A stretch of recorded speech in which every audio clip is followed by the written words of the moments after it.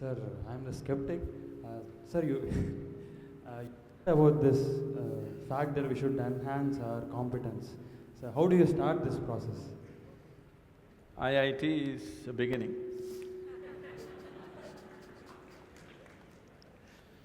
So, what are you skeptical about? You don't believe competence will work in this world, is it? Corruption is also a certain kind of competence, anyway.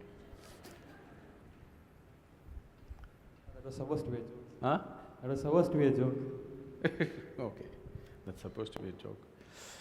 So, now, how do I enhance my competence? See, let's say you want to run on the field, let's say you want to run a race, you want to run 100 meters. It is not running that you have to work on right now, you have to work on your legs and lungs and muscle and everything, isn't it so? So, if you want to become a great engineer, yes, definitely, an institute like this is crucial on one level.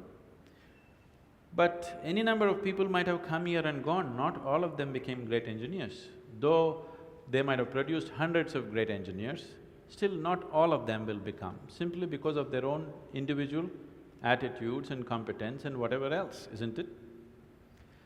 So, whatever the institute can do for you, it is doing. One foremost thing that you need to do is to enhance your own physical and mental capabilities. Because if you want to be a good engineer, you need a working brain. Just having a degree of engineering may be a passport to a job, but it is not a passport to success, isn't it? So to have a working brain, which the engineering degree will not freeze. Usually lots of degrees, when people acquire degrees, they freeze their brains. They think they can… now they have finished using it and now they can rest it for the rest of their lives. It is not so. This is only to enhance your capability. This is just an organized effort. A school, a college, an institute is just an organized effort towards that, because each individual cannot craft it for himself.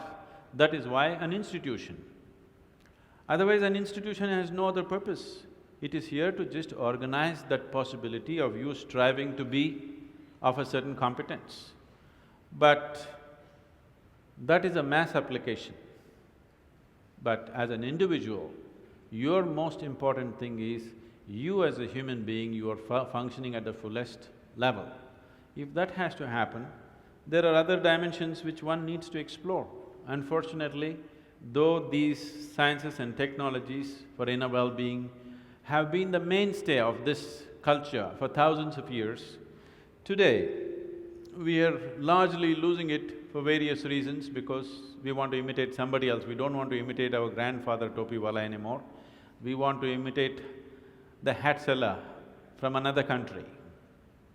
Because of that, we are losing those things, but we should not. We have to bring it back into our lives. This is very much a part of the way the culture itself is structured, that it is all about the human being.